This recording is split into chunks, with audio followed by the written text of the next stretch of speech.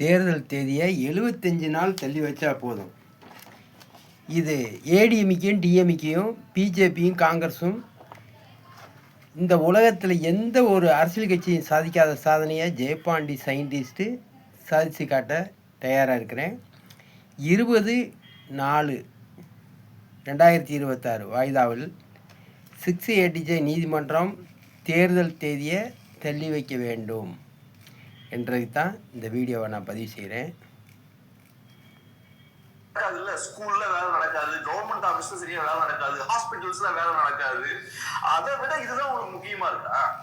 இப்ப பாருங்க, இலவசங்கள் இவ்வளவு அனௌன்ஸ் பண்றாங்க. இன்னொரு சைட்ல பார்த்தா 1.5 லட்சம் அரசு காலி பணியிடங்கள் நிரப்பப்படுமா? அப்ப இவ்வளவு நாள் என்ன பண்ணீங்க? இவ்வளவு இலவசங்கள் கொடுக்குறீங்க, இதெல்லாம் பண்றதுக்கு காசு இருக்கு, அரசுன்ற நிறுவனம் இருக்கு, அந்த நிறுவனம் சரியா இயங்கணும்னா வேலைக்கு ஆட்கள் வேணும். அதை நீங்க ஃபில் பண்ணாம வச்சிருக்கீங்க, காலி இடங்கள் அப்படியே வச்சிருக்கீங்க. 1.5 லட்சம் காலி இடங்களை ஃபில் பண்ண போறோம்னு இப்ப நீங்க வாக்குறுதி கொடுக்குறீங்க. இது அபத்தமா இருக்கு. அதை ஃபில் பண்ண முடியல. உங்களுக்கு எது எவ்வளவு இலவசங்கள்லாம்? முதல்ல அதெல்லாம் பண்ணணும். 1.5 லட்சம் பேர் அங்க வேலைக்கு ஆள் இல்லாம காலியா இருக்காங்கன்னா அப்ப வேலை சரியா நடக்காது. இல்ல, ஸ்கூல்ல வேலை நடக்காது, கவர்மெண்ட் ஆபீஸ்ல சரியா வேலை நடக்காது, ஹாஸ்பிட்டல்ஸ்ல வேலை நடக்காது. அதை விட இதுதான் உங்களுக்கு முக்கியமா இருக்கா?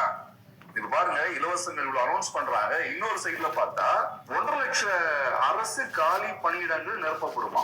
அப்ப இவ்வளவு நாள் என்ன பண்ணீங்க? இவ்வளவு இலவசங்கள் கொடுக்குறீங்க, இதெல்லாம் பண்றதுக்கு காசு இருக்கு, அரசுன்ற நிறுவனம் இருக்கு, அந்த நிறுவனம் சரியா இயங்கணும்னா வேலைக்கு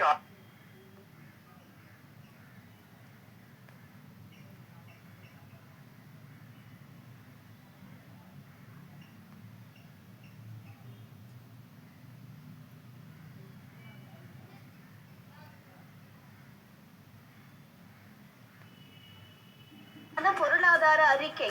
தமிழகத்தை கடனில் மூழ்கடித்த திமுக. இந்தியாவின் 2025-26க்கான பொருளாதார ஆய்வு அறிக்கை வெளியிட்டுள்ள முக்கிய தகவலின்படி தமிழகம் உட்பட பல மாநிலங்களின் நிதிநிலை கவலைக்கிடமாக மாறி வருகிறது. குறிப்பாக இமாச்சல பிரதேசம், பஞ்சாப், தமிழ்நாடு மற்றும் கர்நாடகா ஆகிய 4 மாநிலங்கள் வருவாய் பெறுமதியை விட செலவுகள் அதிகரித்ததால் அதிகப்படியான கடன் சார்ந்த நிர்வாகத்திற்கு தள்ளப்பட்டுள்ளன என்று அறிக்கை சுட்டிக்காட்டுகிறது. ஒரு மாநிலம் வரி வருவாய், கட்டணங்கள், அபராதங்கள், லாப பங்குகள் போன்றவற்றின் மூலம் பெறும் வருமானமே வருவாய் பெறுமதி. இது கடன் தொகையை சேர்க்காமல் அரசின் நேரடி வருவாய். அரசு பணியாளர்களின் சம்பளம், ஓய்வூதியம், நலத்திட்டங்கள், கல்வி மற்றும் சுகாதார செலவுகள் போன்ற தினசரி நிர்வாக செலவுகள் இதன் மூலம்தான் நிர்வகிக்கப்பட வேண்டும். எடுத்துக்காட்டுக்கு, வீட்டு செலவுடன் ஒப்பிடும்போது மாத வருமானத்தை விட செலவு அதிகமானால் கடன் எடுக்க வேண்டிய நிலை உருவாகும். அதே நிலைதான் தமிழ்நாடு உட்பட சில மாநிலங்களுக்கும் ஏற்படுகிறது. RRRE விகிதம் என்பது 1.0 மேல் இருந்தால் வருவாய் போதுமானது. 1.0 கீழ் இருந்தால் செலவுக்கு கடன் தேவை. 0.9 கீழ் இருந்தால் கட்டமைப்பு பற்றாக்குறை அபாயம். இமாச்சல பிரதேசம், பஞ்சாப், தமிழ்நாடு மற்றும் கர்நாடகா போன்ற மாநிலங்கள் புதிய ஆய்வுப்படி 18 மாநிலங்கள் இப்போது 1.0 கீழ் உள்ளன. இந்த மாநிலங்களில் நிரந்தர செலவுகள், சம்பளம், ஓய்வூதியம், வட்டி அதிக பங்கு பிடித்துள்ள உட்கட்டமைப்பு முதலீடு மிகப்பெரிய அளவில் குறைந்துள்ளது. இதில் தமிழ்நாட்டில் RRRE விகிதம் சுமார் 0.88 முதல் 0.89 அளவில் நீண்ட காலமாக நிலைத்துள்ளது. தமிழ்நாட்டில் வருவாயில் 21% வட்டி செலுத்துவதற்கே செல்கிறது. மேலும் மொத்த கடன் சுமார் 9 லட்சம் கோடி அளவில் உள்ளது. நிரந்தர செலவுகள் 60%க்கும் மேல். மூலதன முதலீட்டு இடவசதி குறைவாக உள்ளது.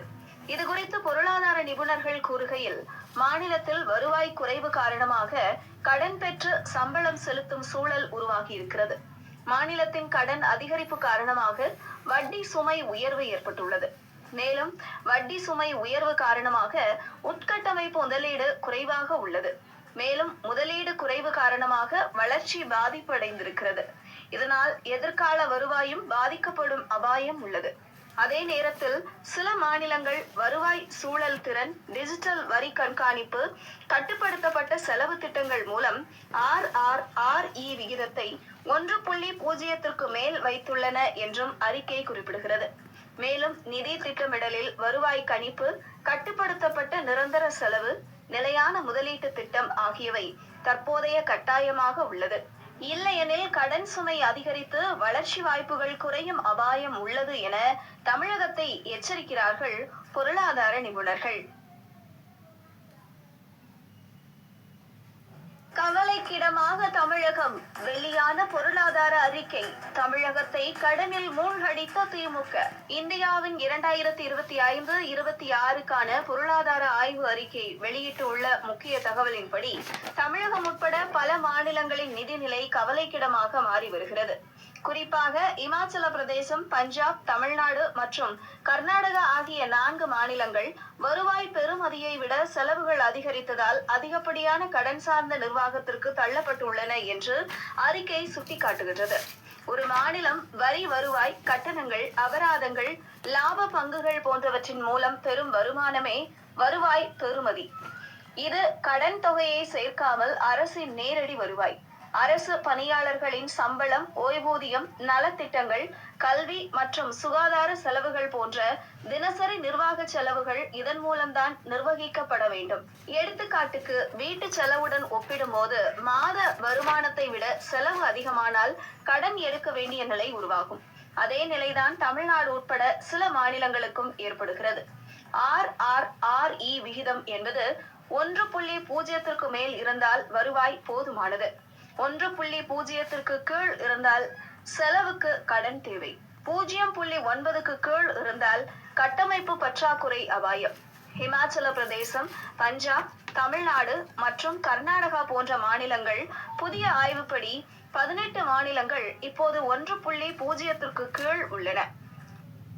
இப்போ நம்ம பார்க்குறோம், PO ஜெயபாண்டி சயின்டிஸ்ட்டு இந்த பத்திரத்தை 5 நீதிமன்றத்துக்கு அனுப்பியிருக்கேன். எந்தெந்த நீதிமன்றத்துக்குன்னா, அதாவது சிறப்பு விருந்தினராக கபடி பிளேயர்கள் கார்த்திகா, அபினேஷை அழைத்திருக்கிறேன். அதே மாதிரி மதுரை கோர்ட் 6ATJ நீதிமன்றத்தையும், அதே மாதிரி CPI கோர்ட் நீதிமன்றத்துக்கு இந்த பத்திரத்துடைய நகல் அனுப்பியிருக்கேன். PTJ